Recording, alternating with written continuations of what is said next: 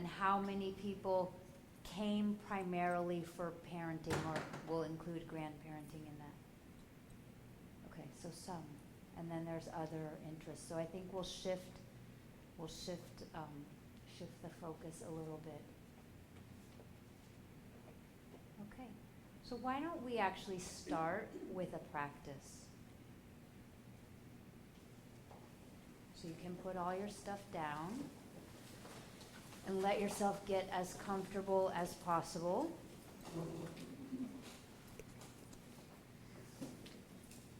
Sitting perhaps with your feet flat on the floor. And if you're willing, close your eyes. And if you don't want to close your eyes, just looking at something neutral in front of you. Lengthening your spine. Allowing your shoulders to fall away from your ears. And just bringing your attention to the breath. Seeing if you can actually feel the expansion of the in-breath in the belly and the release of the out-breath.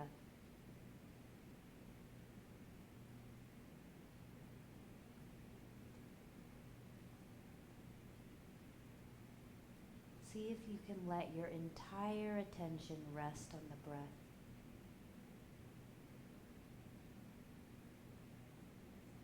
Feeling the breath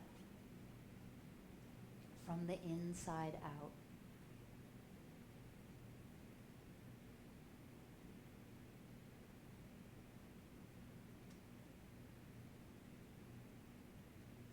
And now see if you can feel the very beginning of the in-breath, the very first sip of the in-breath, and then the full expansion all the way through to where the breath is still. And the release of the out-breath from the very first whisper of the out-breath all the way through to where the breath is still. And now see if you can let your attention rest in the still, quiet place between the in-breath and the out-breath, and the other still, quiet place between the out-breath and the in-breath. Just resting in that moment of stillness and quietness. And you don't need to change your breath. Just letting it be as it is. And if you don't feel a pause between the in-breath and the out-breath, that's totally fine. Now see if you can pay attention to the whole cycle of the breath. So the in-breath, the stillness, the out-breath, and the stillness.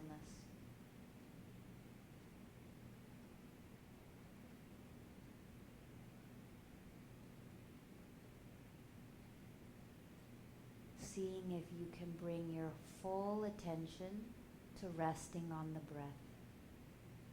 And if the mind wanders, just gently bring it back to the breath.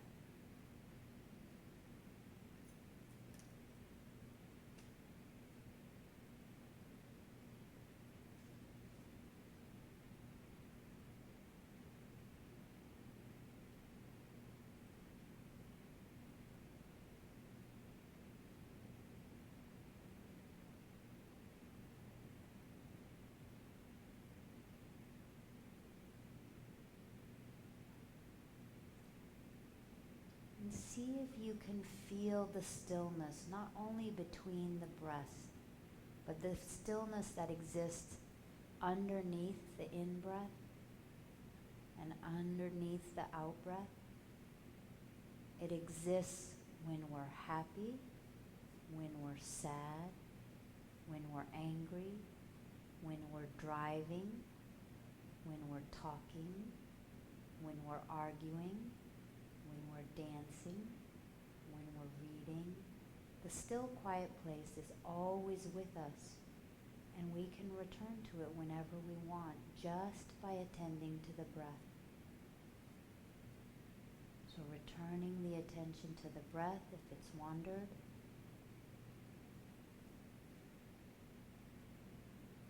seeing if you can allow yourself to relax and soften into just resting with the breath.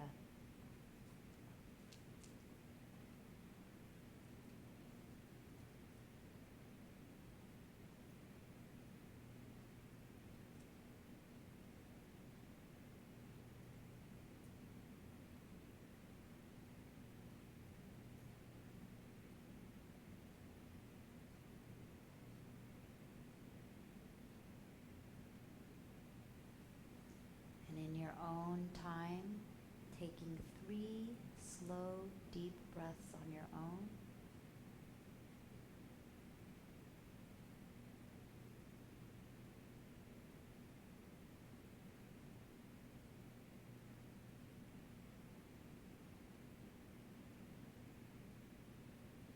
And when you're ready, opening your eyes and expanding your attention to include the room.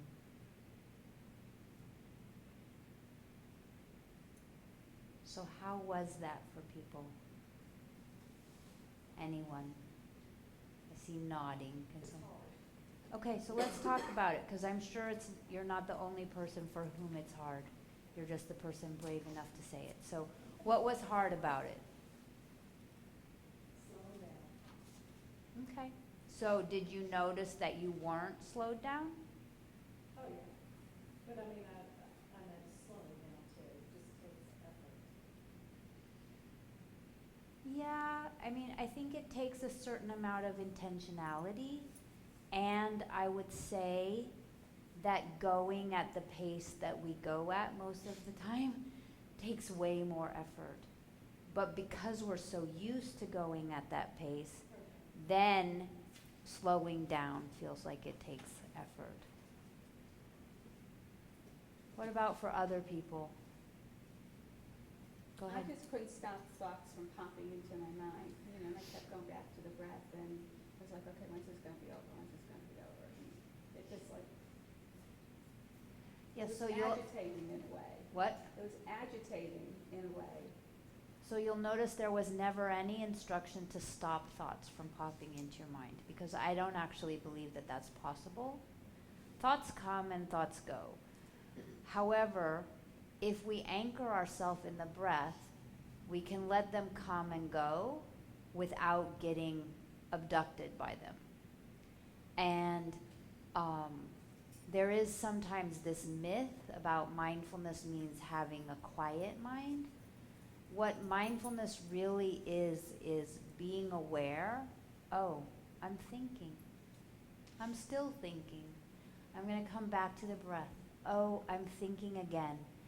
And if we can take off the I should have a quiet mind, then it's just thinking. It's doing its thing. It's like a radio or a TV playing in the background. And the thing is, then we don't need to take it personally or seriously or believe it. It's just thinking, doing what it does. What else? I thought it was delightful. Okay. Yeah. And so, and often it is, like often just giving ourselves the opportunity to slow down and be with ourselves and pay attention to our breath can be really, really delightful. And we don't do it that often. What else? So when I share mindfulness with kids, and the more I share mindfulness with the kids, the more my adult teaching is similar. The definition of mindfulness that I use is mindfulness is paying attention here and now, so not being in the past, not being in the future, right here, right now. But there's all kinds of ways to pay attention, right? So mindfulness is paying attention here and now with kindness and curiosity. So not beating ourselves up, so that we can choose our behavior. And we can learn to attend to our thoughts and to our feelings and to what's happening in our bodies and to what's happening around us. And then we can choose how we respond to things rather than reacting out of habit. So it's a progression for learning how to respond, especially in times of difficulty. So are there questions about that? Okay. Go ahead. You said you used the same definition for adults and children. Yeah, so the standard adult definition, if I can remember it from John Kabat-Zinn, is mindfulness is paying attention in the present moment, non-judgmentally, paying attention on purpose in the present moment, non-judgmentally. Non-judgmentally doesn't translate very well for kids. And that's where the kindness, if you're being kind and curious, you're probably not being judgmental. And so that kindness and curiosity is my translation for non-judgmentally. And non-judgmentally is still kind of neutral. Like, can we pay attention with kindness? Can we meet ourselves and whatever's happening in this moment with kindness? So, you all have a lot of different roles, and some of you came primarily as parents, which was how this talk was designed. So I'm going to read some quotes, and I think they apply pretty well to any role that you might be sitting in. And several of you might be in multiple roles. A lot of you raise your hands as parents, but you're also teachers. And so we're going to use the parenting language, but you can expand it to any role that you happen to be inhabiting, including the teenager role. So even if we take the first quote, and you have these on your sheets, and you don't need to, I'll read them to you. They're here because lots of people like to put this page on their refrigerator. But the first quote is, motherhood or fatherhood, and I might just say life, is not what we imagined. It is more delightful, more heartbreaking. It ruins everything. It's almost more than a person can bear. Almost. So this is just the nature of being human. Being human has its ups and its downs and its joys and its sorrows, and that's just kind of the way it is. So now we're going to play a game, and you can put whatever role you want in here. But take a moment and imagine the perfect mother, father, teacher, student, grandparent. Pick whatever role you want, and tell me what you imagine when you imagine that perfect person. And we can just kind of do it popcorn style. What do you imagine? What is that person like? Patient. What else? Gentle. Kind. Fun. Loving. Calm. Good listener. Compassionate. Creative. Sometimes angry.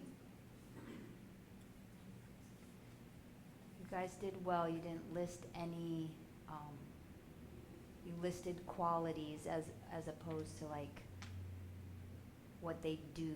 But we also have the doing list, right? You know, they have an organic garden, and they play the guitar, and they're up on the latest literature, and they sew their clothes, and those clothes look stylish. I mean, it's kind of like June Cleaver on steroids, when we really let our mind get going on what that looks like. But those qualities that you listed, patience, kindness, compassion, fun, how often do you give those qualities to yourself?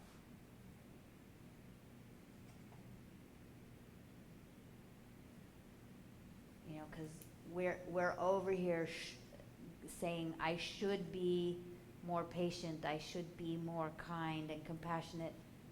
But even that behavior is not very kind and compassionate towards ourselves. So, can you start now, tonight, practicing giving yourself those qualities that we named? What would that look like? What would it look like to be kind to yourself or to do something fun with yourself? What would that look like? Can you imagine it? Does it seem really far away? I mean, does it seem like a stretch? Seems a little stressful because it means I have to find more time. Okay, so it's interesting because the next thing I was going to say is like, what's the smallest way you could do that? So let's just take kindness for a minute. So pick a hand and just put it on your heart. No time, right? Like we're all still sitting here. You didn't need to go to the store. You didn't just, and can you feel your body respond to that? Just that sense of like, yeah, thanks. No time. Can do it sitting at a stoplight. Can do it while you're on the phone. It's not hard. What about a super small something fun? What would that look like? A treat, so like something to eat, or A belly laugh? belly laugh. One raucous dance party in the kitchen. I mean, it doesn't have to, I think sometimes we make these ideas, even kindness, compassion, and fun, we make them so big that it feels like, one more thing on my to-do list kind of thing. And,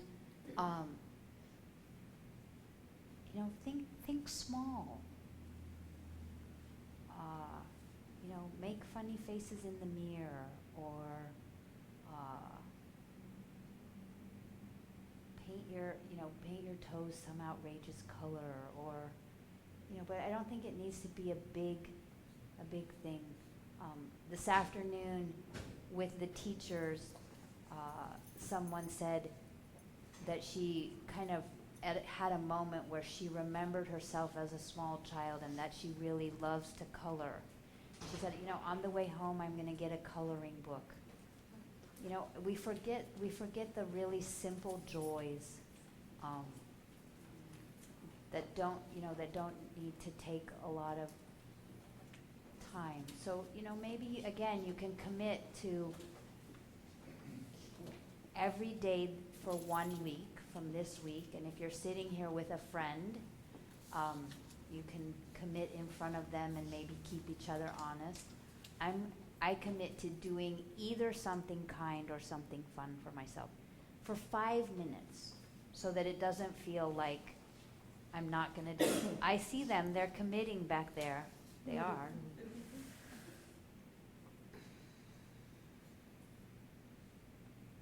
So let's do another practice. So again, and you can keep your stuff, you can put it down, whatever works, totally fine.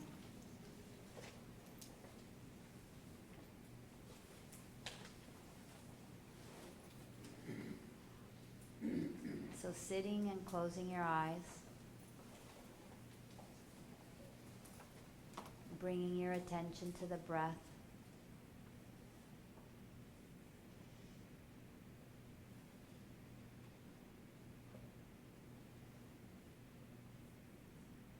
And when you're ready,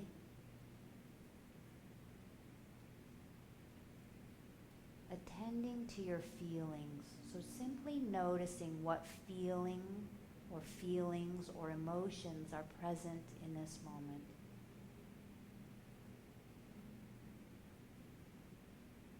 And sometimes it's helpful to give your feeling a name. And some feelings have very ordinary names. Happy, sad, angry. And sometimes feelings have much more unusual names. stormy, empty, fiery, bubbly.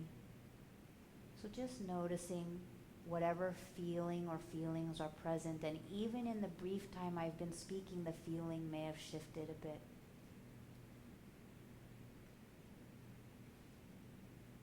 And then noticing where the feeling lives in your body. So maybe it's a tightness in your temples, or a warmth in your chest, or a knot in your belly. Just noticing where the feeling lives in your body. And then really exploring how the feeling is in your body. So is it big and intense, or small and subtle? Is it warm or cool? Is it hard or soft? Is it still or moving? And then noticing or imagining if the feeling has a color. Dark blue, hot pink, light orange. And if it doesn't have a color, that's fine. And then listening and seeing if the feeling has a sound. Groaning, weeping, giggling.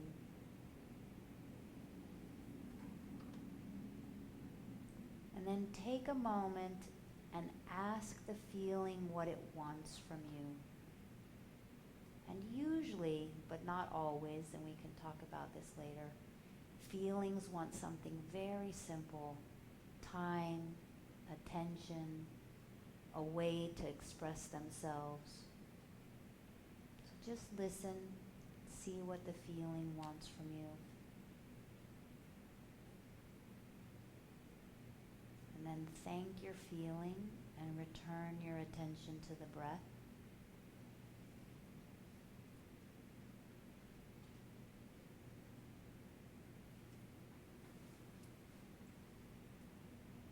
Taking 3 slow, deep breaths on your own. And when you're ready, expanding your attention and opening your eyes to include the room.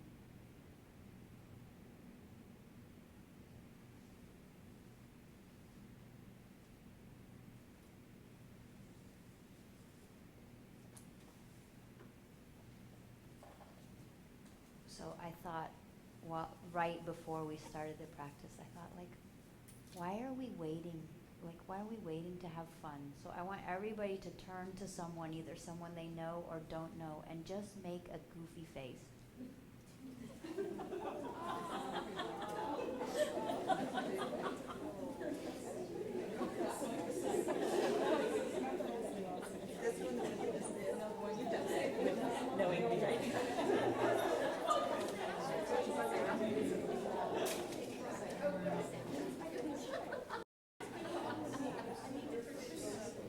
And notice if you didn't want to, or you thought, I'm not going to do it, or whatever. I mean, it's an occupational hazard of being a grown-up. We're so, I mean, me included, we're so serious all the time. Like, what is that? Why? Life's too short to be serious all the time. And you know, it doesn't take a lot. We were all laughing and giggling, and it didn't take that much time. I mean, and I think when we think about fun, like when you said it takes too much time, it's like we think we have to go to the amusement park or go to the beach, or, you know, it has to be this big thing. But some of the sweetest, funnest moments are pretty ordinary. You know, and that's not what Madison Avenue and the advertisers want you to think, but they're super ordinary. Okay, so back to the feelings practice. How was that for people? What'd you notice? Well, I didn't know what I wanted to do with my feelings. So first of all, it's so interesting, like what you say and what gets heard. I mean, and how so much of the upset in our world has to do with that disconnect. And it's not just you, so don't take this as I'm picking on you. But the prompt was not what do you want to do with your feeling. The prompt was actually what does your feeling want from you? And you could, and the answer could still be that it didn't know. But it's an interesting switch about like what did I want to do about it, which is almost like what do I need to do about, I mean, like you can see how very quickly it gets into I have to do something with it or for it or to it or about it, and it's like quick. But the prompt was what does it want from you? Along that line, I tried not to overanalyze. I just tried to go with what you were saying. Right, and it's interesting because teaching to children, and by children in this case I mean children's and teens, they don't do that adult thing so much. And so when I ask them how was this or what did you see or what happened for you, they'll say my feeling was grumpy, it was green with purple polka dots and it wanted to bang a drum, and they are like done. And there's no mental, well, should it be green with purple polka dots? And I don't have a drum, so now what am I gonna, I mean, there's none of that when you teach to kids. And I mean, I've had some funny answers. So one of the ways I've revised my practice is, one kid said, my feeling wants $1 million. Now, probably that actually isn't what the feeling said, and probably he was saying it to be funny and to see if he could knock me off balance. And the answer is if the feeling asks for something, so I'm thinking of, I mean, you shared a little bit. I want my parents not to be getting divorced.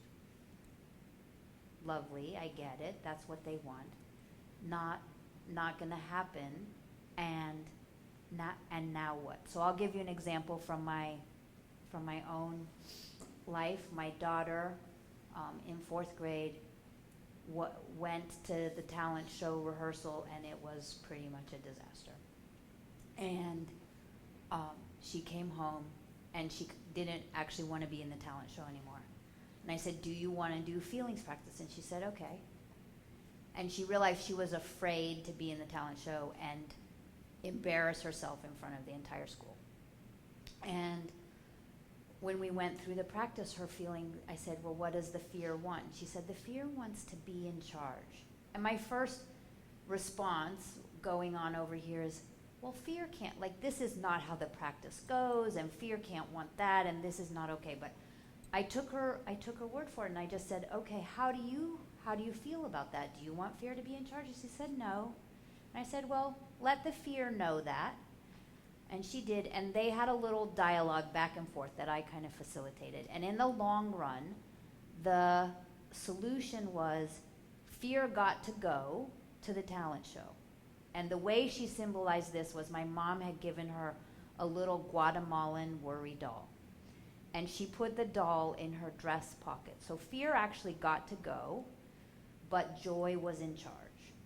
And so it's like sometimes feelings do want something that, whether it's $1 million or my parents not to get to be divorced, or to fear to be in charge at the talent show, sometimes they do want something that we can't give, that we're not willing to give, that it's not healthy to give. And then you can have a conversation about it, and often, okay, my parents are still going to be divorced. Given that that's the case, now feeling, what do you want? How can I take care of you? How can I respond to you? So it's, a lot of times it's very, very simple. So I'll give you actually the example where this practice came from, where I first made it up. And I made it up and thought that I was made it up all on my own, and have learned, other people have made up similar things in the past, so whatever. But I was sitting in the upstairs hallway with my son, and I said no to him about something. I cannot remember what it was. He was 3 or 4 at the time. He was pretty devastated. And I said, do you want to do feelings meditation? He said, okay. And we went through the whole thing, all of which I don't remember, except for I said, what does the feeling want? And at that point, I wasn't even saying want from you. I just said, what does it want? And he said, love. And he said that, and then the next thing he said was, can we go play? I mean, so sometimes so I've kind of given you both ends. Like sometimes the feeling wants something that's not possible, and sometimes the feeling wants something and the person doing the practice is able to respond and it's done. I mean, he went from devastated to can we go play in the space of about 3 minutes. And there was no residual anything. It was just the way it was. But when we do this practice for ourselves, or we teach it to children and teens, the idea is we're teaching them or ourselves to have our feelings, to be fully present, to know what we're feeling without our feelings having us, without our feelings being in charge, without our feelings having us do something we regret. And for a lot of us, whether we are small or tall, it's often the case that we don't know what we're feeling, and then we act on those feelings without being fully aware of what they are, and it doesn't turn out so well. And so learning that there's a way to be kind and compassionate with ourselves and with our feelings, and that we don't have to act on them immediately, and that we can respond rather than react to situations, is incredibly helpful.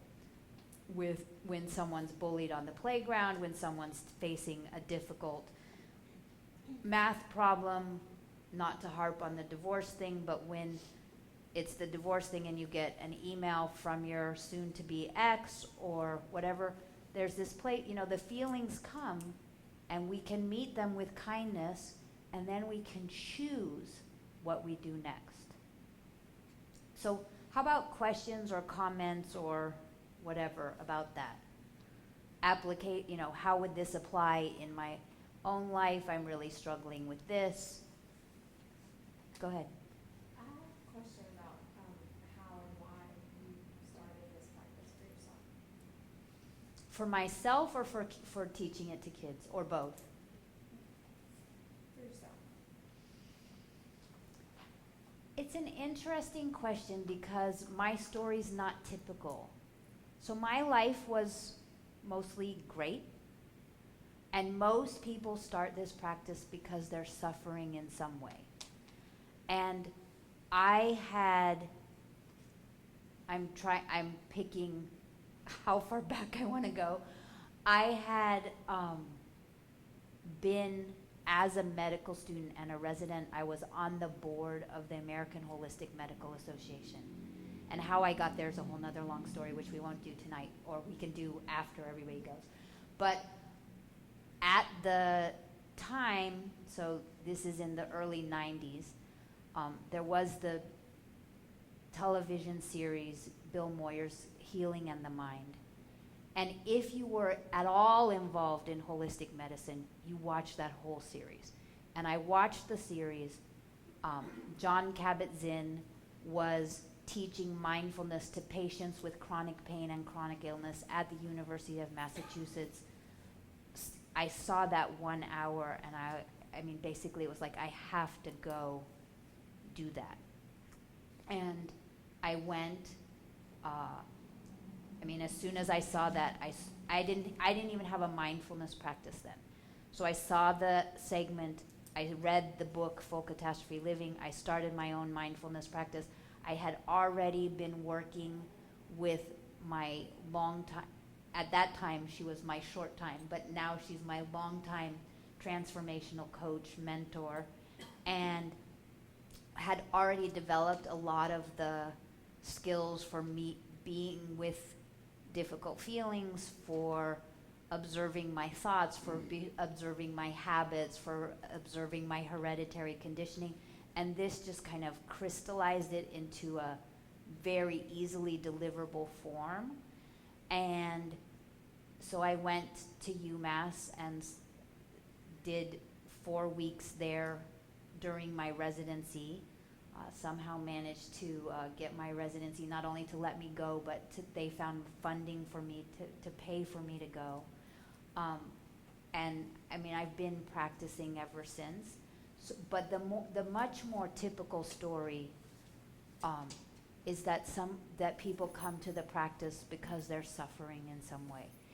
And part of the reason I'm teaching to children is I have this strong feeling like, why do we need to be 40 and getting divorced or have a heart attack or lose our job or have a parent die or have our child have an illness and be suffering in that way? Why do we need that to happen before we come to learn these skills? Why can't I learn them when I'm 8 and have them for my whole life so that I don't have 40, 50, 60, 70 years of accumulated suffering that I'm trying to untie by learning this practice?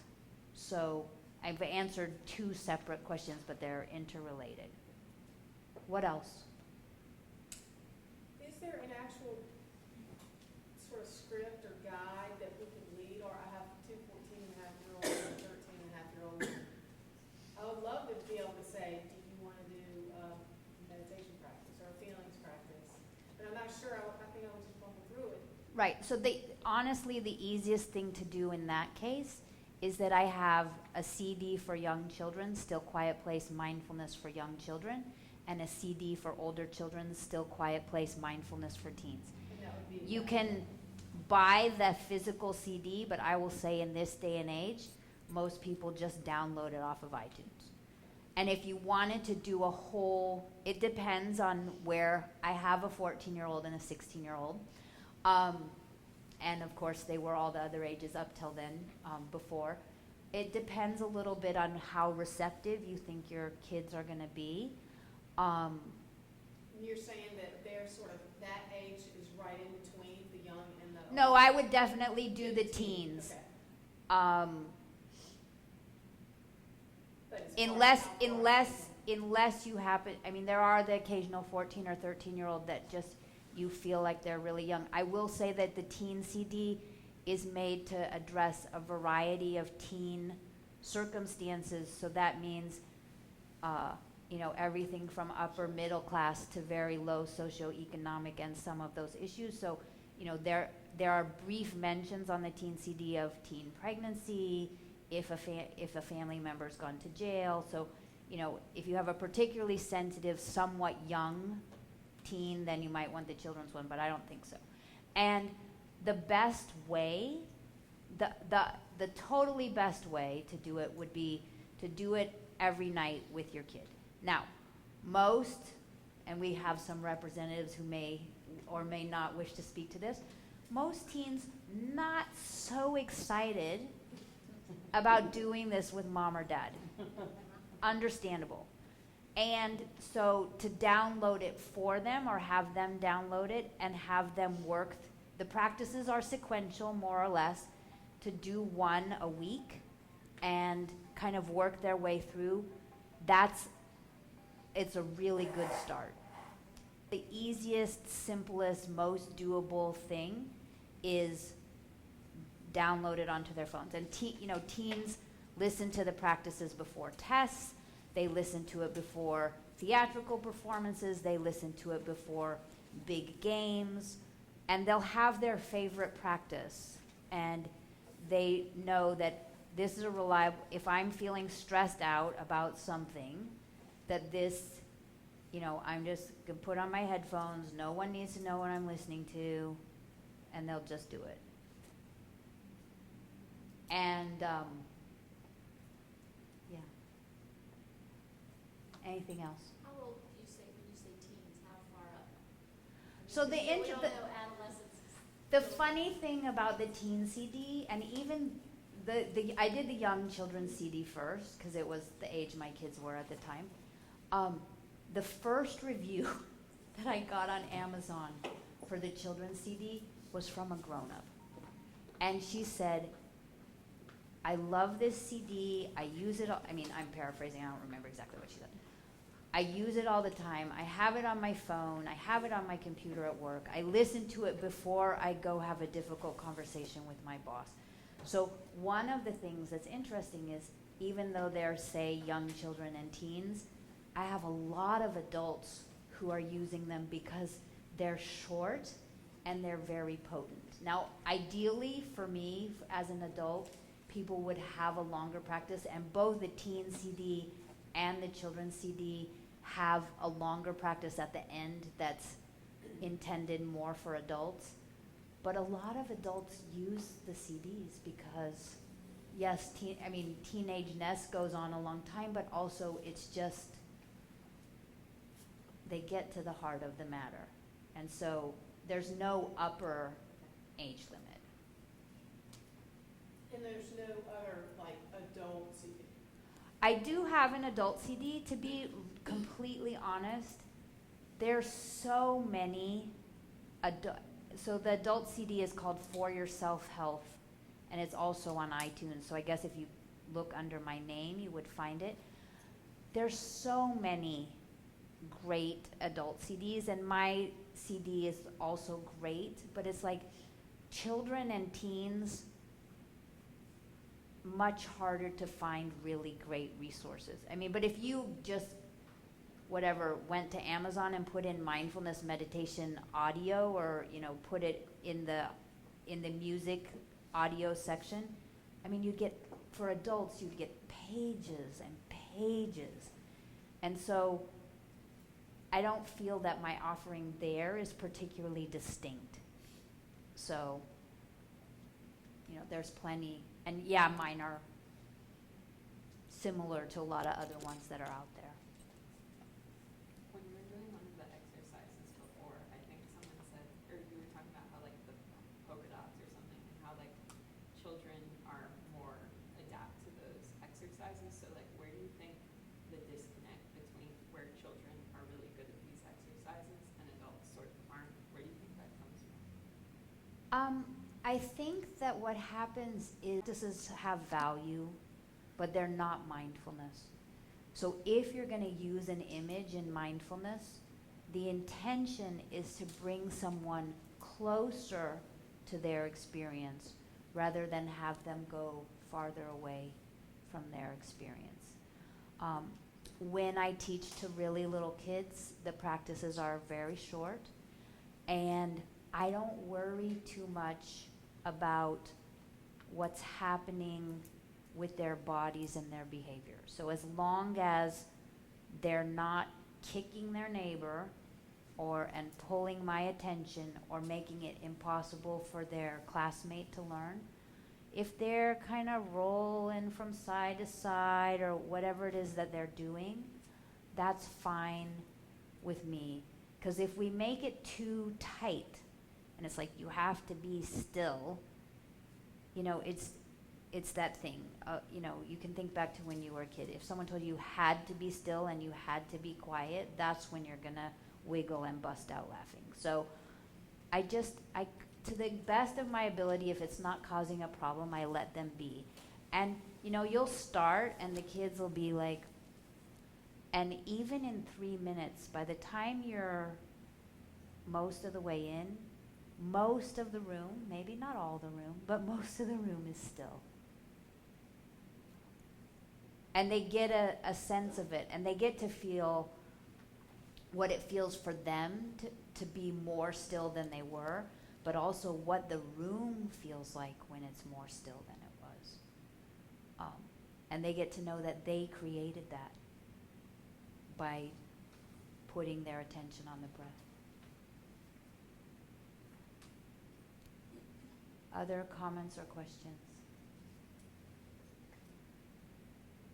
I teach 8th grade Spanish, and there are many type A parents who are besieged with teen angst, and there's a lot of conflict at home, natural.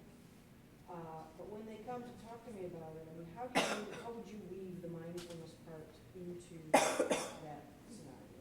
So I just want to make sure I'm understanding you before I answer you. So what I heard is that the kids are stressed and the parents are stressed.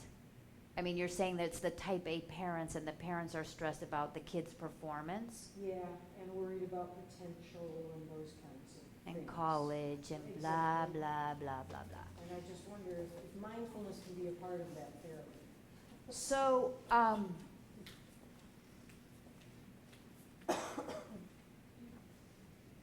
there's multiple pieces to this equation. So and the person that's in front of you is the kid. Do I have that right? Mhm. So, for an 8th grader, and just so people know, I have incoming freshman and incoming junior, so that's where I am. For an 8th grader, college is still very far in the future. So when you go back to the original definition, mindfulness is paying attention here and now. College is way not here. And so it's like, can you bring yourself back to this moment and this homework assignment or this test? The other piece is, for us as parents, we need to be responsible for how much of that angst we create. And so it's like, can you bring the parents back to here and now? And some parents you can, and some parents you can't. And so let's say if you can bring the parent back to here and now, that's workable, you're okay. If you can't, I still think there's space to work with the teenagers. So we've talked about feelings, but we haven't really talked about thoughts. And often thoughts engender feelings. So the thought pattern for a parent or a kid goes something like this. Didn't do well on the homework. Present moment, didn't do well on the homework, that's a fact. Not going to do well on the test. Future already. Going to fail Spanish. Never going to get into college. Am going to live on the streets. And the thing, right, and we can get totally carried away. And so the thing is, if you can, because when I said that, a lot of you laughed. Not the fun laugh, but like the, yeah, I recognize that laugh. And you can tell the kid it's just a thought. And you don't need to believe that thought or take it seriously. And then if the kids learn to watch their own thoughts and not take them seriously, then whether the parent's practicing or not, they can watch the parents' thoughts and not take those seriously either. Or the advertiser's thoughts and not take those seriously either. Or their peers' thoughts. And so once you get this idea that just because it's in my head doesn't mean it's true and I need to act accordingly, it gives you so much space. But if they're living in a household where those thoughts are repeated incessantly, then they need to be given space incessantly. And as parents, and I occasionally fall into the trap myself. We need to remember they're gonna be fine. They're gonna be fine if they fail Spanish, and they'll take it again over the summer, or it's all, as long as you're still breathing, it's all workable. So those things that we think are the end of the world, they're not, and the sooner we can remember that, the better. But for the kids, it's like not getting so caught up in the parental thing and doing it in a way that doesn't make the parents wrong, but just say, your parents have thoughts, and that those thoughts are creating stress for them and for you, and to the extent that's possible, you don't need to take them on. I mean, there's ways where ignorance is definitely bliss, so. There's such wellness around it, and now, it is, you know, what I see is such a, it's almost the opposite, especially with girls in sports. You know, there's so much overuse, there's so much overtraining. The parents are so intrusive, and, you know, the joy isn't, it's just sad. How do you speak to that? Yeah, so I'm smiling because I have like probably 15 answers, so you'll get 2 or 3. The first thing is,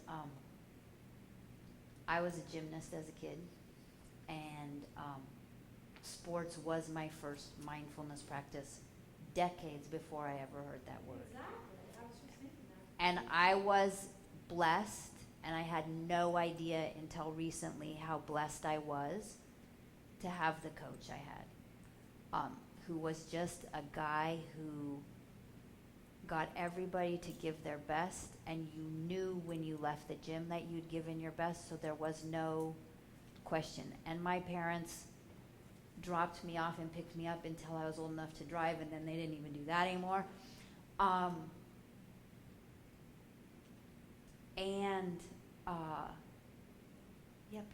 As parents, you know, and I've watched myself do it. I've watched myself be really attached, and I've watched myself let go. So my daughter was a very skilled soccer player, skilled enough to be on the Olympic development track and everything. And because I'm an athlete, and because it was such a healthy thing for me, I love sports, and I love watching her play. And there were definitely times where I was a little attached. And she had some other things that kind of played into this. She got bullied on one of her teams, which is a whole nother talk. But, and she left that team, and she went to another team where she fit in and she played well. And then she chose to stop playing. And there's definitely some sadness there for me. But she chose to do theater and musical arts, and that was her heart's choice, and so I support it. But, you know, and I'm co-editing a book, not the book that's you have the flyers for, but another book, and my chapter is on mindfulness and sports. And mindfulness can enhance sports and sports performance, and bringing some mindfulness to the parents. What is your intention? What's your motivation? What's your history? You know, were you an athlete and you love it? Were you not an athlete and you have no idea what's going on? Are you looking for the college scholarship? I mean, the number of people out there who think that they're, I mean, the data is it's 1% of the kids, I mean, and it doesn't go across all sports, but in general, 1% of the kids playing a given sport will get a college scholarship. So if you're doing it for that, you know, and there's a way for kids, you know, I have another, so just the other side of the fence in my family.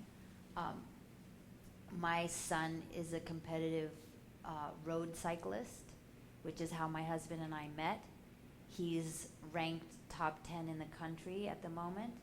He loves his sport. That's his thing.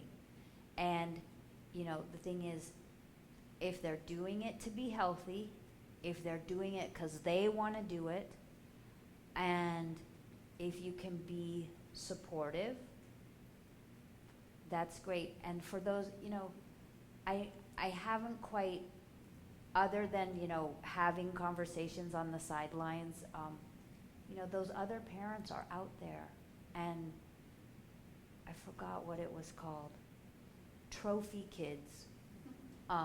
If you Google it, I think, I can't remember if it was PBS or 2020, but it's, you know, those trophy kids parents, which are the parents who are just pushing their kids and like not even, there's no awareness of what they're saying, of the messages they're sending to their kids. And, all you can do is have compassion for them and their kids, and maybe in simple little conversations, suggest that there's another possibility. And there's some great websites out there. There's a guy Changing the Game and Positive Coaching Alliance. Like, you can follow them on Facebook. But it's, the epidemic of addiction to sporting excellence is definitely out there. And I don't know, how many of you have seen the movie Race to Nowhere? So there's now a whole nother movement, Race to Nowhere, like in athletics. But it's this thing of, we've been pushing our kids in academics, and we've taken the joy out of learning, and they're just kind of being little robots where they take everything in and they regurgitate it back out so that they can get an A on the test, and they move on to the next thing, and they're not really learning. They're not learning critical thinking. They're not learning problem solving. They're not learning collaborating. And there is that same energy goes into sports or into theater or into violin, and it's, there's a huge price. And so, each of us individually can keep checking in with ourselves. What's my intention? Am I living as a demonstration of my intention? Is what I'm saying actually matching my intention? Is this what my kid wants to do? And yet, one more layer. You need to keep checking in. What are your values, and is your behavior consistent with your values? And that's where mindfulness helps. Am I behaving consistent with my values? So one of the things you can do as a coach is, at the beginning of your seasons, bring some mindfulness to, like, sit down with your parents and say, what are your intentions? And, like, list some. And, list everything.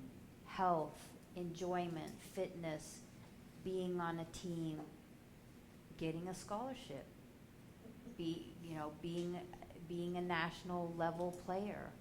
And it's not even, like, for my son, those things are not incompatible. All of those work fine. But that's the exception. It's not the rule. And, but have a dialogue, and even say, like, if your primary intention is winning and, being right, but you can say, like, if this is what you want, this may not be the team for you. Like, that's not a value that I can support.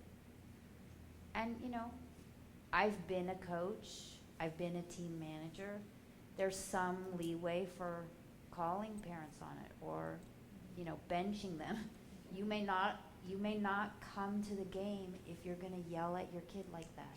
It's not healthy.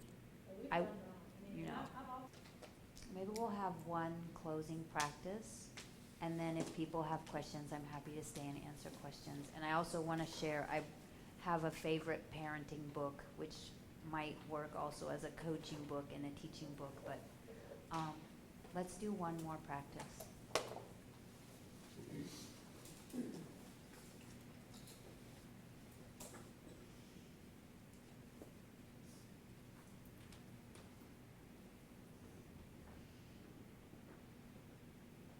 So taking a moment and remembering a time when you felt loved.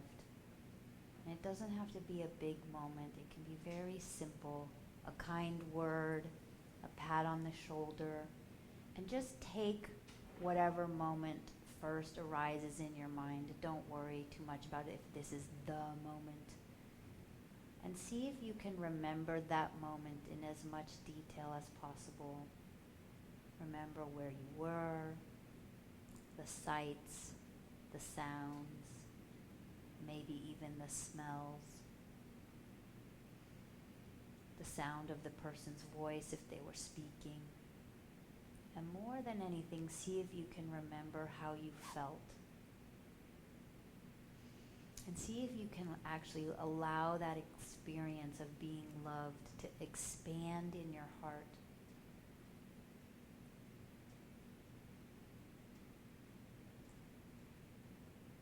And if there's any resistance to experiencing this moment of love, just notice that. No need to change it, just notice.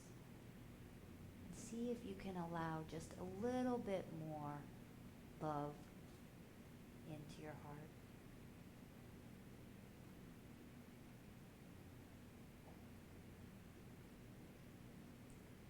And then you can send a simple wish to the person that you remembered. Just wishing, may you be happy.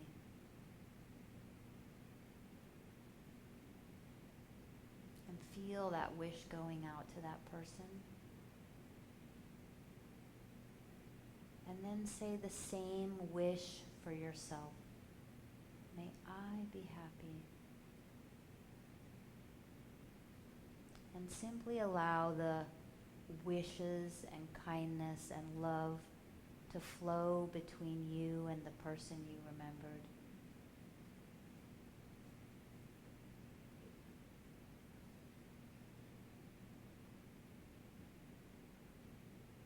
And I'm going to shorten the practice just a bit. But now, bring to mind a quality of yours that you dislike. Just one. Don't do the whole laundry list. And see if you can send kindness and love and compassion towards this particular quality. So it might be, may my anger be happy. Or may my slow reading be happy. And send this same wish of kindness and caring to this difficult trait.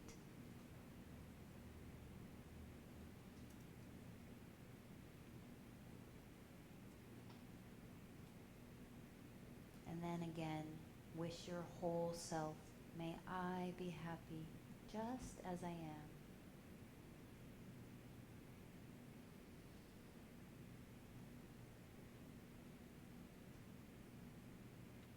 Now, we're going to send this wish of kindness and compassion to the whole world. So may everyone be happy. May everyone be peaceful and at ease. May everyone be filled with joy. May everyone experience love.